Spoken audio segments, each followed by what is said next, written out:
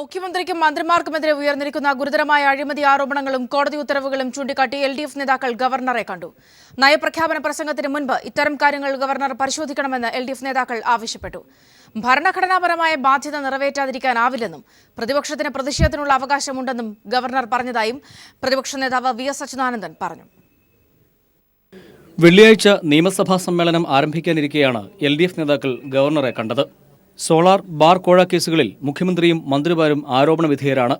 ഇവർക്കെതിരെ കേസെടുത്ത് അന്വേഷണം നടത്തണമെന്നാണ് വിജിലൻസ് കോടതി ഉത്തരവിട്ടിരിക്കുന്നത്. ഉത്തരവ് ഹൈക്കോടതി റദ്ദാക്കിയിട്ടുമില്ല. മുൻപെങ്ങുമില്ലാത്ത വിധം സംസ്ഥാനത്ത് നിയമവാഴ്ച തകർന്നിരിക്കുകയാണെന്നും LDF നേതാക്കൾ ചൂണ്ടിക്കാട്ടി. ബാർ കോഴയിൽ ധനമന്ത്രിയായിരുന്ന KM മാണിക്ക് രാജിവെക്കേണ്ടി വന്ന സാഹചര്യവും LDF നേതാക്കൾ ഗവർണറെ ബോധ്യപ്പെടുത്തി. ഭരണഘടനാപരമായി സത്യപ്രതിജ്ഞ ചെയ്ത മന്ത്രിമാർ ജനാധിപത്യത്തെ കളിയാക്കുകയാണെന്നും LDF ഗവർണർക്ക് നൽകിയ നിവേദനത്തിൽ ചൂണ്ടിക്കാട്ടി. പ്രതിപക്ഷ നേതാവ് VS അച്യുതാനന്ദൻ ഉമ്മൻചാണ്ടി ഗവൺമെൻറ്റിൻ്റെ ഭരണത്തിൻ്റെ ഏറ്റവും ഹീനവും ദുഷ്ടവുമായ സമീപനത്തെ സംബന്ധിച്ച് അദ്ദേഹത്തിൻ്റെ ശ്രദ്ധയിൽപ്പെടുത്തുകയായി. ഈ സാഹചര്യത്തിലാണ് അങ്ങ് ഇങ്ങനെയൊരു ഗവൺമെൻറ്റിന് വേണ്ടിയിട്ട് നിശ്ചയിക്കുന്നത്, നയപ്രഖ്യാപനം നടത്തുന്നത്. തമ്മിലുള്ള പൊരുത്തക്കേട് അങ്ങ് ഓർക്കണം.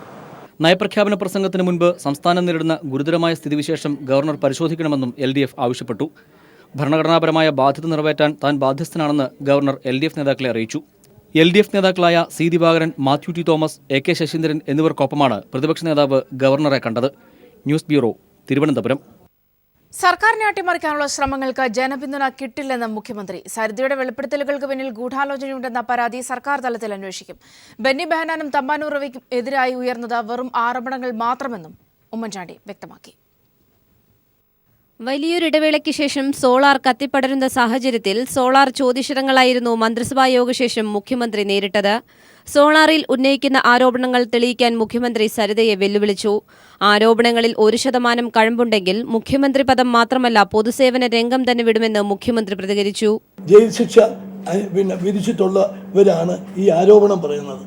എനിക്കെതിരെ പറഞ്ഞിട്ടുള്ള കാര്യങ്ങൾ 1% ശരിയാണെങ്കിൽ ഞാൻ ഈ സ്ഥാനത്ത് മാത്രമല്ല പൊതുരംഗത്ത് പോലും നിൽക്കാൻ അർഹനല്ല.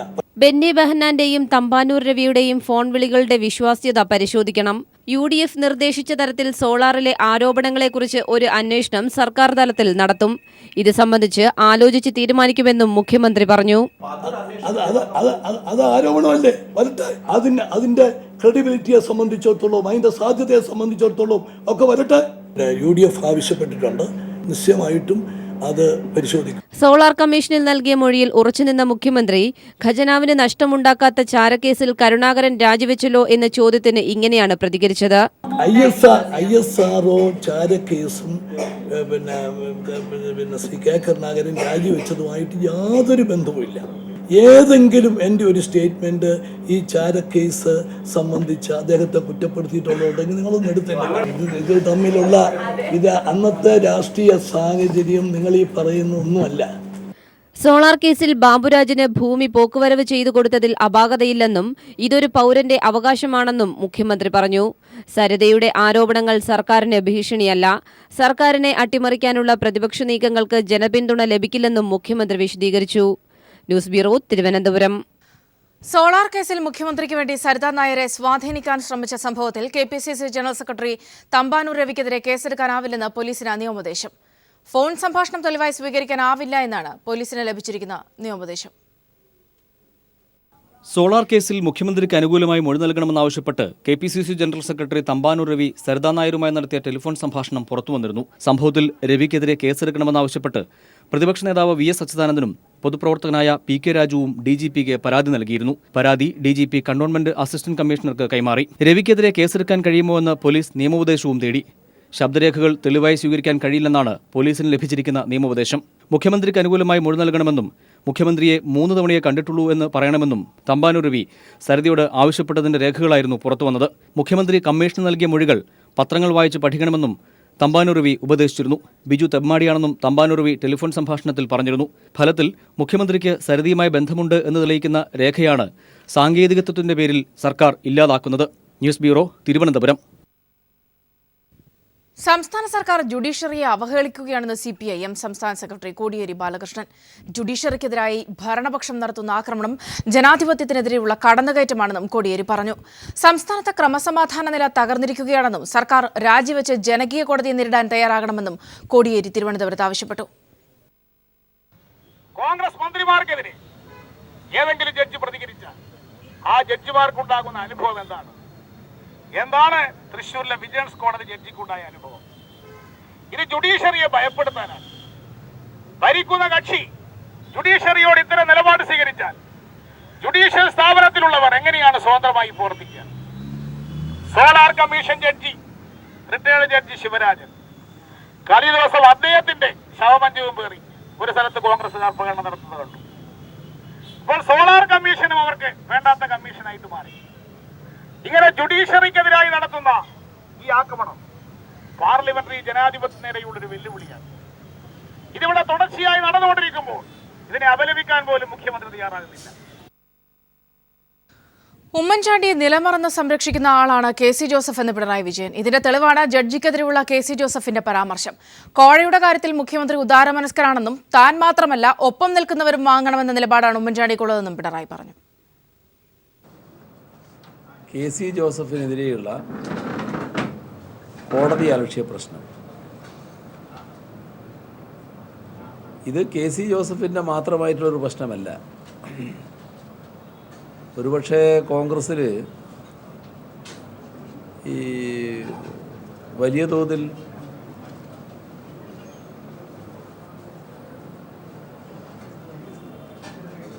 അപകടകരമായ രീതിയിൽ പറയാത്ത ആളാണ് ജോസഫ്.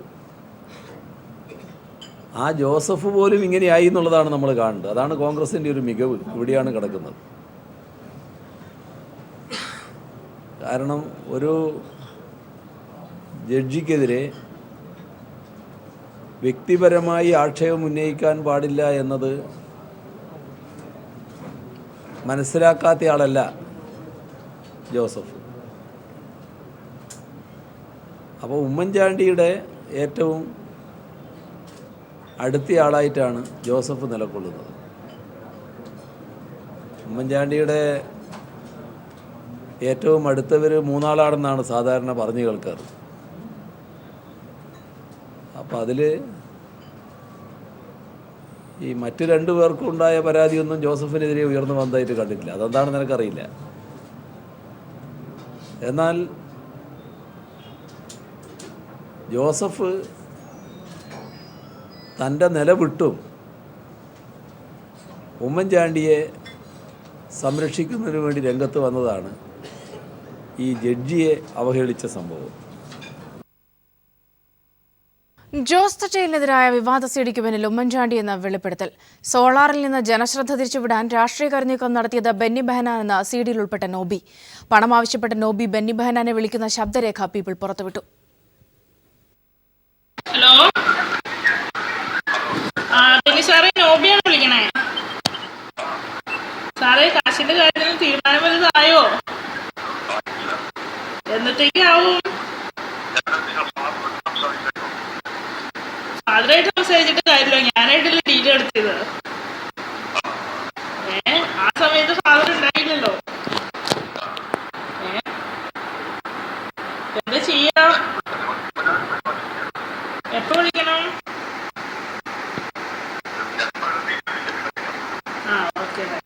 ഹലോ, നമസ്കാരം. ഷാജഹാനാണേ, കൈരളി ചാനലിൽ. പറഞ്ഞോളൂ ഷാജഹാൻ, പറഞ്ഞോളൂ. അതെ, നമ്മളിപ്പോ ഓഡിയോയ്ക്കകത്ത് പറയുന്നല്ലോ, അതാരെ ബെന്നി ബെഹനാനോട് സംസാരിച്ചാണോ? അതെ അതെ, ബെന്നി സാറായിട്ട് സംസാരിച്ചു. എന്താ പുള്ളിക്ക് ഇതിൻ്റെ അകത്തുള്ള പങ്ക് എന്താണ്? പുള്ളി ഇതിൻ്റെ അകത്ത് വല്ല റോൾ ഉണ്ടായിരുന്നോ പുള്ളിക്ക് ഈ കേസിൽ? പുള്ളിക്ക് ഇതിനകത്ത് ആണല്ലോ, പുള്ളി എന്റെ കാര്യത്തിൽ പുള്ളിക്കാണല്ലോ ഫുൾ റോള്. അതാണ് ചോദിച്ചത്. എല്ലാ കാര്യത്തിലും പുള്ളിക്ക് റോൾ ഉണ്ടല്ലോ. അതാണ് ചോദിച്ചത്. അത് പുള്ളിക്ക് എന്താ ഇതിൻ്റെ അകത്തുള്ള ഒരു പങ്ക്? അതിനകത്തുള്ള ഒരു പങ്കെന്ന് പറഞ്ഞിട്ടുണ്ടെങ്കിൽ രാഷ്ട്രീയപരമായിട്ടുള്ള പങ്ക് തന്നെയല്ല. അത് പുള്ളിക്ക് മാത്രമാണോ? പുള്ളിയുടെ ഇടപെടലാണോ അതോ പുള്ളിക്ക് മോളിൽ നിന്നുള്ള ഇടപെടലാണോ? മോളിന്നുണ്ട്, പുള്ളിക്കുണ്ട്. ഇതിനകത്ത് കുറച്ച് ആൾക്കാരുണ്ട്. അപ്പൊ അവരുടെയൊക്കെ കാര്യങ്ങളൊക്കെ ഞാൻ വെളിപ്പെടുത്താനുള്ളൊരു ഉദ്ദേശമായിട്ട് നിൽക്കുകയാണ്. അതിപ്പോ ഓരോ ദിവസങ്ങളായിട്ട് ചെയ്യാമെന്ന് കരുതിയിട്ട് നിൽക്കുവാണ്. എന്തായാലും ഞാൻ എല്ലാ കാര്യങ്ങളും എനിക്ക് തുറന്നു പറഞ്ഞേ തീരൂ. കാരണം നമ്മളൊരു ഇതിനകത്തൊരു മറവിന്റെ ഉള്ളിന്റെ ആവശ്യം നമുക്കില്ല. ഉമ്മൻചാണ്ടിന്റെ അകത്ത് ഇടപെട്ടിട്ടുണ്ടോ? പിന്നെ പുള്ളിയാണല്ലോ ഇതിന്റെ മെയിൻ ആള്. പുള്ളിയാണല്ലോ ഇതിനകത്ത് മാസ്റ്റർ. പുള്ളിയുടെ തട്ടേൽ കേസിന്റെ പുള്ളിയാണ് മാസ്റ്റർ. അതെ. പുള്ളി അത് ബെന്നിയെ വെച്ച് ഓപ്പറേറ്റ് ചെയ്യിച്ചാണോ? അതിനകത്ത് 3-5 പേര് ഇതിനകത്ത് ഇടപെട്ടിട്ടുണ്ട് രാഷ്ട്രീയക്കാരാണ്. ഡിജിറ്റൽ തെളിവുകൾ നാളെ സോളാർ കമ്മീഷനിൽ ഹാജരാക്കുമെന്ന് സരിത പറഞ്ഞു. ഇതോടൊപ്പം ഹാജരാക്കുന്ന കത്തിൽ ചിലരുടെ പേരുകൾ ഉണ്ടാകുമെന്നും സരിത കോയമ്പത്തൂരിൽ പറഞ്ഞു. സരിത 1-ാം പ്രതിയായ കരാർ തട്ടിപ്പ് കേസിൽ തുടർച്ചയായി ഹാജരാകാത്തതിനെ തുടർന്ന് 2-ാം പ്രതിയായ ബിജു രാധാകൃഷ്ണന് കോയമ്പത്തൂരിൽ കോടതി അറസ്റ്റ് വാറണ്ടും പുറപ്പെടുവിച്ചു.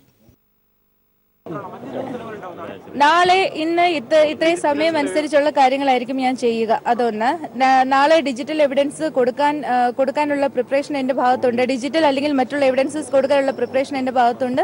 അത് ചെയ്യുവാണെങ്കിൽ ഞാൻ ചെയ്യാൻ സാധിക്കുവാണെങ്കിൽ ചെയ്യും. കോടതി ആയതുകൊണ്ട് നമുക്ക് ഇവിടെ നിന്ന് ഒത്തിരി നേരം സംസാരിക്കാൻ പറ്റില്ല. വിഴിഞ്ഞം തുറമുഖ കേസിൽ സംസ്ഥാന സർക്കാരിന്റെ ഹർജി സുപ്രീംകോടതി തള്ളി. ഹർജി ട്രിബ്യൂണലിന്റെ ദില്ലി പ്രിൻസിപ്പൽ ബെഞ്ച് കേസ് പരിഗണിക്കരുത് എന്ന ആവശ്യമാണ് സുപ്രീംകോടതി തള്ളിയത്. വിഴിഞ്ഞം തുറമുഖത്തിനെതിരെ സമർപ്പിച്ച ഹർജികളിൽ 6 ആഴ്ചയ്ക്കുള്ളിൽ അന്തിമ തീരുമാനമെടുക്കാൻ സുപ്രീംകോടതി ഹരിത ട്രിബ്യൂണലിനോട് ആവശ്യപ്പെട്ടു. വിഴിഞ്ഞം തുറമുഖ പദ്ധതിക്ക് കേന്ദ്ര സർക്കാർ പാരിസ്ഥിതിക അനുമതി നൽകിയതിനെതിരെ സമർപ്പിച്ച ഹർജികളിൽ ഹരിത ട്രിബ്യൂണലിന്റെ ചെന്നൈ ബെഞ്ച് നേരത്തെ വാദം കേട്ടിരുന്നു. അന്തിമ വിധിന്യായം പുറപ്പെടുവിക്കുന്നതിന് മുമ്പ് ഹർജികളെല്ലാം പരാതിക്കാരന്റെ ആവശ്യം പരിഗണിച്ച് ഹരിത ട്രിബ്യൂണലിന്റെ ദില്ലി ആസ്ഥാനമായ പ്രിൻസിപ്പൽ ബെഞ്ചിലേക്ക് മാറ്റി. ഈ നടപടി ചോദ്യം ചെയ്ത് സംസ്ഥാന സർക്കാരും തുറമുഖ വകുപ്പും ഉന്നയിച്ച വാദമുഖങ്ങളാണ് സുപ്രീം കോടതി തള്ളിയത്. ചെന്നൈ ബെഞ്ചിലെ കേസ് ദില്ലിയിലേക്ക് മാറ്റാൻ ഹരിത ട്രിബ്യൂണലിന്റെ പ്രിൻസിപ്പൽ ബെഞ്ചിന് അധികാരമില്ലെന്നായിരുന്നു കേരളത്തിന്റെ പ്രധാന വാദം. ഇക്കാര്യത്തിൽ ചീഫ് ജസ്റ്റിസ് TS താക്കൂർ അധ്യക്ഷനായ 3-അംഗ ബെഞ്ച് വിശദവാദം കേട്ടു. പാരിസ്ഥിതിക വിഷയം ഉന്നയിച്ചുള്ള കേസിൽ ഹരിത ട്രിബ്യൂണൽ വിധി പറയുന്നതിൽ തെറ്റില്ലെന്ന് കോടതി ചൂണ്ടിക്കാട്ടി. വിധിക്കെതിരെ സംസ്ഥാനത്തിന് സുപ്രീം കോടതിയെ സമീപിക്കാം. പക്ഷേ വിധി പറയുന്നത് തടയാനാകില്ല. തുടർന്ന് 6 ആഴ്ചയ്ക്കുള്ളിൽ വിഴിഞ്ഞം കേസിൽ അന്തിമവിധി പുറപ്പെടുവിക്കാൻ സുപ്രീം കോടതി ഹരിത ട്രിബ്യൂണലിന് നിർദ്ദേശം നൽകി. നേരത്തെ ട്രിബ്യൂണൽ വിധി പ്രസ്താവനത്തിനെതിരെ സുപ്രീം കോടതി പുറപ്പെടുവിച്ചിരുന്ന താൽക്കാലിക സ്റ്റേ പിൻവലിക്കുകയും ചെയ്തു. പദ്ധതിയുടെ നിയമവശങ്ങൾ സുപ്രീം കോടതി പരിശോധിച്ചാൽ പദ്ധതി തന്നെ നിർത്തിവെക്കേണ്ടി വരുമെന്ന് വാദത്തിനിടെ ചീഫ് ജസ്റ്റിസിന്റെ ബെഞ്ച് കേരളത്തിന് മുന്നറിയിപ്പ് നൽകി. വികസനം ചൂണ്ടിക്കാട്ടി കോടതി വാദങ്ങൾ തടയാനാകില്ലെന്നും സുപ്രീം കോടതി പരാമർശം നടത്തി. News bureau, Delhi. തടിയന്തവട നസീറിന്റെ സഹായി ഷഹനാസിന്റെ തീവ്രവാദ ബന്ധം സംബന്ധിച്ച കേസ് ദേശീയ അന്വേഷണ ഏജൻസിക്ക് കൈമാറാൻ ശുപാർശ. കൊച്ചി സിറ്റി പോലീസ് കമ്മീഷണറാണ് ഇത് സംബന്ധിച്ച റിപ്പോർട്ട് തയ്യാറാക്കിയത്. തീവ്രവാദ പ്രവർത്തനങ്ങൾക്ക് ഷഹനാസ് പാക് ഭീകരരുടെ സഹായം തേടിയതായി റിപ്പോർട്ടിൽ സ്ഥിരീകരിച്ചിട്ടുണ്ട്. റിപ്പോർട്ട് ഉടൻ DGPക്ക് കൈമാറും. തീവ്രവാദ പ്രവർത്തനത്തിന്റെ ഭാഗമായി പലപ്പോഴായി വിദേശ രാജ്യങ്ങളിലേക്ക് ഷഹനാസ് ഇമെയിൽ അയച്ചതായി കണ്ടെത്തിയതിനെ തുടർന്ന് എറണാകുളം സെൻട്രൽ പോലീസ് ഷഹനാസിനെതിരെയും തടിയന്തവട നസീറിനെതിരെയും കേസ് രജിസ്റ്റർ ചെയ്തിരുന്നു. തീവ്രവാദ പ്രവർത്തനത്തിന് പണം സ്വരൂപിക്കാൻ വിദേശ രാജ്യങ്ങളിലെ പലരുമായി ഷഹനാസ് ബന്ധപ്പെട്ടതായി അന്വേഷണ സംഘം കണ്ടെത്തിയിരുന്നു. ഷഹനാസിൽ നിന്ന് പിടിച്ചെടുത്ത മൊബൈൽ ഫോണുകൾ, ഉപയോഗിച്ചിരുന്ന ഇമെയിലുകൾ തുടങ്ങിയവ സൈബർ സെൽ പരിശോധിച്ചിരുന്നു. ഇതിൽ വിദേശത്തുള്ള ചിലരുമായി ആശയവിനിമയം നടത്തിയതായി കണ്ടെത്തിയതിനെ തുടർന്നാണ് കേസ് രജിസ്റ്റർ ചെയ്തത്. തീവ്രവാദ കേസുകളിൽ ജയിലിൽ കഴിയുന്ന നസീറിനു വേണ്ടി ബാബു ബാബ്ലോ എന്ന മെയിലിലേക്കാണ് ഷഹനാസ് സന്ദേശം അയച്ചിരുന്നത്. പാകിസ്ഥാനിലാണ് ഷഹനാസിൻ്റെ ഇമെയിൽ സ്വീകരിച്ചതെന്നാണ് അന്വേഷണത്തിൽ തെളിഞ്ഞത്. അവിടെ നിന്നുള്ള മറുപടിയും ഷഹനാസിന് ലഭിച്ചിട്ടുണ്ട്. തീവ്രവാദ പ്രവർത്തനങ്ങൾക്ക് രാജ്യാന്തര ബന്ധം വ്യക്തമായ സാഹചര്യത്തിലാണ് കേസ് NIAക്ക് കൈമാറാൻ കൊച്ചി സിറ്റി പോലീസ് കമ്മീഷണർ ശുപാർശ ചെയ്തിരിക്കുന്നത്. റിപ്പോർട്ട് ഉടൻ DGPക്ക് കൈമാറുമെന്ന് കമ്മീഷണർ അറിയിച്ചിട്ടുണ്ട്. ബാംഗ്ലൂർ സ്ഫോടന കേസിലെ സാക്ഷികളെ സ്വാധീനിക്കാൻ പരപ്പന അഗ്രഹാര ജയിലിൽ കഴിയുന്ന തടിയന്തവട നസീറിന് സഹായങ്ങൾ നൽകിയ സംഭവത്തിലാണ് കൊച്ചി സിറ്റി പോലീസ് ഷഹനാസിനെ പിടികൂടിയത്. നസീറിന് പുറം ലോകവുമായി ബന്ധപ്പെടാനുള്ള സന്ദേശവാഹകനായി ഷഹനാസ് പ്രവർത്തിച്ചിരുന്നതായി പോലീസ് കണ്ടെത്തിയിരുന്നു. News bureau, Kochi. സാമ്പത്തികമായി പിന്നാക്കം നിൽക്കുന്ന ഡ്രൈവർമാരുടെ മക്കൾക്ക് വിദ്യാഭ്യാസ പദ്ധതിയുമായി Shriram foundation. Education support scheme എന്ന പദ്ധതിയുടെ ഉദ്ഘാടനം മന്ത്രി VS ശിവകുമാർ തിരുവനന്തപുരത്ത് നിർവഹിച്ചു. 8 മുതൽ 12ാം ക്ലാസ് വരെയുള്ള വിദ്യാർത്ഥികൾക്ക് പദ്ധതിയുടെ ആനുകൂല്യം ലഭിക്കും. 2400 വിദ്യാർത്ഥികൾക്ക് സ്കോളർഷിപ്പ് നൽകി വരുന്നതിന് പുറമെയാണ് ശ്രീറാം ഫൗണ്ടേഷന്റെ പുതിയ സംരംഭം. നാടെങ്ങും ലഭിക്കുന്ന ഉജ്ജ്വല സ്വീകരണങ്ങൾ ഏറ്റുവാങ്ങി പിണറായി വിജയൻ നയിക്കുന്ന നവകേരള മാർച്ച് എറണാകുളം ജില്ലയിൽ പര്യടനം തുടരുകയാണ്. വിവരങ്ങളുമായി സാലി മുഹമ്മദ് ചേർന്നുണ്ട്. സാലി, ഏതൊക്കെ കേന്ദ്രങ്ങളിലാണ് സ്വീകരണം നൽകുന്നത്? വിവരങ്ങൾ. ഇന്ന് നവകേരള മാർച്ച് 20ാം ദിവസമാണ്. ഇന്നലെയാണ് എറണാകുളം ജില്ലയിൽ ജാഥ പ്രവേശിച്ചത്. ഇന്ന് ആദ്യ സ്വീകരണ കേന്ദ്രം കളമശ്ശേരിയായിരുന്നു. കളമശ്ശേരിയിലെ സ്വീകരണം പൂർത്തിയായി. വലിയ ജനക്കൂട്ടമാണ് പിണറായിയെ കളമശ്ശേരിയിൽ സ്വീകരിക്കാനെത്തിയത്. ആയിരക്കണക്കിന് ആളുകൾ പിണറായിയെ സ്വീകരിച്ച് തുറന്ന വാഹനത്തിൽ സമ്മേളന വേദിയിലേക്ക് ആനയിക്കുകയായിരുന്നു. വളരെ ആവേശകരമായ ഒരു സ്വീകരണ കാഴ്ചയായിരുന്നു കളമശ്ശേരിയിൽ ഉണ്ടായിരുന്നത്. കഴിഞ്ഞ ദിവസങ്ങളിലൊക്കെ കണ്ടതുപോലെ തന്നെ വടക്കൻ കേരളത്തിൽ വിവിധ ജില്ലകളിൽ നമ്മൾ കണ്ടതുപോലെ തന്നെ അക്ഷരാർത്ഥത്തിൽ ജനക്കൂട്ടം ഈ സ്വീകരണ സമ്മേളന വേദികളിലേക്ക് ഒഴുകിയെത്തുക തന്നെയാണ് ഈ എറണാകുളം ജില്ലയിൽ ഇന്നലെ പ്രവേശിച്ചതു മുതൽ നമ്മൾ കാണുന്ന കാഴ്ചകളും. ഇന്ന് ഉച്ചയ്ക്ക് ശേഷം 3 സ്വീകരണ കേന്ദ്രങ്ങൾ കൂടിയുണ്ട്. അടുത്ത സ്വീകരണ കേന്ദ്രം ആലുവയിലാണ്. 4:30യോടുകൂടി പിണറായി വിജയൻ ആലുവയിൽ എത്തിച്ചേരും. ആലുവയിൽ ഇതിനകം തന്നെ യോഗ നടപടികൾ ആരംഭിച്ചു കഴിഞ്ഞു. ജാഥാംഗവും പാർലമെന്റ് അംഗവുമായ MP രാജേഷാണ് ആലുവയിൽ ഇപ്പോൾ സംസാരിച്ചുകൊണ്ടിരിക്കുന്നത്. തുടർന്ന് പെരുമ്പാവൂരാണ് അടുത്ത സ്വീകരണ കേന്ദ്രം. ഇന്നത്തെ സമാപനം കുന്നത്തുനാട് നിയമസഭാ മണ്ഡലത്തിന്റെ ഭാഗമായ പുത്തൻകുരിശിലാണ് ക്രമീകരിച്ചിരിക്കുന്നത്. ഇന്ന് രാവിലെ എറണാകുളത്ത് ഗസ്റ്റ് ഹൗസിൽ നിന്നാണ് രാവിലെ ജാഥ ആരംഭിച്ചത്. അതിന് മുന്നോടിയായി വ്യവസായിക, സാമ്പത്തിക, സാമൂഹിക, കലാ, സിനിമാ മേഖലകളിലെ പ്രമുഖരുമായി പിണറായി കൂടിക്കാഴ്ച നടത്തിയിരുന്നു. വളരെ പ്രമുഖർ ഈ മേഖലകളിൽ പ്രവർത്തിക്കുന്ന ഒട്ടനവധി പേർ പിണറായിയെ കാണാനും ആശയവിനിമയം നടത്താനും എത്തി. അതിൽ പ്രധാനപ്പെട്ട ചില പേരുകൾ ചലച്ചിത്ര സംവിധായകൻ B. ഉണ്ണികൃഷ്ണൻ, രഞ്ജി പണിക്കർ, ആഷിഖ് അബു, അമൽ നീരദ്, സിബി മലയിൽ, കമൽ, ബാലേന്ദ്രൻ ചുള്ളിക്കാട് തുടങ്ങി കലാ സാംസ്കാരിക മേഖലകളിൽ പ്രവർത്തിക്കുന്നവർ, മാധ്യമ മേഖലയിൽ നിന്ന് MP നികേഷ് കുമാർ, ഡോക്ടർ സെബാസ്റ്റ്യൻ പോൾ, പ്രശസ്ത ഹൃദ്രോഗ വിദഗ്ധനായ doctor Jose Chacko Periyapuram, father Paul Thelakkat, Olympian Mercykuttan, അങ്ങനെ സമൂഹത്തിന്റെ വിവിധ മേഖലകളിലുമുള്ള വളരെ പ്രമുഖർ പിണറായിയെ കണ്ട് കൂടിക്കാഴ്ച നടത്തി, ആശയവിനിമയം നടത്തി, അവരുടെ നിർദ്ദേശങ്ങൾ സമർപ്പിച്ചു. ഈ കേരളം ഇന്ന് നേരിടുന്ന ഒട്ടനവധി പ്രശ്നങ്ങൾക്ക് അവരുടെ അഭിപ്രായങ്ങൾ പിണറായി കേട്ടു. ഏതാണ്ട് 1 മണിക്കൂറോളം കൂടിക്കാഴ്ച നീണ്ടു നിന്നു. അതിനുശേഷമാണ് സ്വീകരണ പരിപാടികളിലേക്ക് കടന്നത്. സാലി മുഹമ്മദാണ് വിവരങ്ങൾ നൽകിയത്. വിവിധ മേഖലകളിലെ പ്രമുഖരുമായി CPIM PB അംഗം പിണറായി വിജയൻ കൂടിക്കാഴ്ച നടത്തി. എറണാകുളം ഗസ്റ്റ് ഹൌസിൽ നടന്ന പരിപാടിയിൽ ആരോഗ്യം, വിദ്യാഭ്യാസം, കലാ, കായികം തുടങ്ങി വിവിധ മേഖലകളിലെ നിരവധി പേരാണ് പങ്കെടുത്തത്. ആരോഗ്യം, വിദ്യാഭ്യാസം, കായികം, സിനിമ തുടങ്ങി വിവിധ മേഖലകളിലെ പ്രശ്നങ്ങളാണ് സംവാദത്തിൽ ഉയർന്നത്. ആരോഗ്യമേഖലയുടെ പുരോഗതിക്കായി മികച്ച ചികിത്സാ കേന്ദ്രങ്ങൾ ഒരുക്കുന്നതിനൊപ്പം ജീവിതശൈലിയിലെ മാറ്റങ്ങൾക്ക് ഭരണകൂടം നടപടി സ്വീകരിക്കണമെന്ന് ഡോക്ടർ ജോസ് ചാക്കോ പെരിയപുറം ആവശ്യപ്പെട്ടു. ഡോക്ടർമാരായ പത്മകുമാർ, ഹരീഷ് പിള്ള, ഫിലിപ്പ് അഗസ്റ്റിൻ തുടങ്ങിയവർ വിവിധ ആവശ്യങ്ങൾ നവകേരള മാർച്ചിന്റെ നായകനെ ധരിപ്പിച്ചു. വിദ്യാഭ്യാസ മേഖലയിൽ ഉണ്ടാകുന്ന അധപ്പതനത്തെക്കുറിച്ചും വരുത്തേണ്ട മാറ്റങ്ങൾ സംബന്ധിച്ചുമാണ് ഡോക്ടർ GPC നായർ അടങ്ങിയ പ്രമുഖർ നിർദ്ദേശങ്ങൾ പങ്കുവച്ചത്. ചലച്ചിത്ര മേഖലയിലെ പ്രശ്നങ്ങൾ FEFKA general secretary B. Unnikrishnan അവതരിപ്പിച്ചു. ചലച്ചിത്ര മേഖലയിലെ പ്രശ്നങ്ങൾ മാത്രമല്ല, സമൂഹത്തിൻ്റെ വിവിധ തലങ്ങളിലെ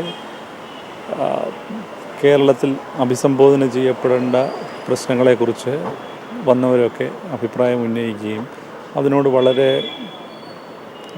അർത്ഥവത്തായിട്ട് പ്രതികരിക്കുകയും ചെയ്തു ശ്രീ പിണറായി വിജയൻ. മുന്നോട്ട് വെച്ച ആവശ്യങ്ങൾ നടപ്പാക്കുന്നതിന് ഇടതുപക്ഷം നടപടി സ്വീകരിക്കുമെന്ന് മറുപടി പ്രസംഗത്തിൽ പിണറായി വിജയൻ ഉറപ്പു നൽകി. മാധ്യമപ്രവർത്തകൻ MV നികേഷ് കുമാർ, വ്യവസായി ബീന കണ്ണൻ, ഒളിമ്പ്യൻ മേഴ്സിക്കുട്ടൻ, ചലച്ചിത്ര സംവിധായകനായ കമൽ, സിബി മലയിൽ, രഞ്ജി പണിക്കർ, ആഷിഖ് അബു, ജോൺ പോൾ തുടങ്ങിയവരും, എഴുത്തുകാരൻ KL Mohanavarma, professor MK Sanu, Balachandran Chullikkad, father Paul Thelakkat, father Shaiju, doctor KR Viswambharan തുടങ്ങി നിരവധി പ്രമുഖരാണ് പരിപാടിയിൽ പങ്കെടുത്തത്. News bureau, Kochi. ഈ മാസം 5-ാം തീയതി കോഴിക്കോട് കോർപ്പറേഷൻ സ്റ്റേഡിയത്തിൽ ആരംഭിക്കുന്ന നാഗ്ജി ഇന്റർനാഷണൽ ക്ലബ് ഫുട്ബോളിനായി കോഴിക്കോട് ഒരുങ്ങി. മേയർ VKC മുഹമ്മദ് കോയയും MK രാഘവൻ MPയും ചേർന്നാണ് ടിക്കറ്റ് വിൽപ്പനയുടെ ഉദ്ഘാടനം നിർവഹിച്ചത്. പാണക്കാട് മുനവർ അലി ശിഹാബ് തങ്ങൾക്ക് ടിക്കറ്റ് നൽകിയായിരുന്നു ഉദ്ഘാടനം. ഒരു കളിക്ക് 150 രൂപയാണ് ഗാലറി ടിക്കറ്റ് നിരക്ക്. സൗജന്യ പാസുകളൊന്നും അംഗീകരിക്കില്ലെന്ന് സംഘാടക സമിതി അറിയിച്ചു.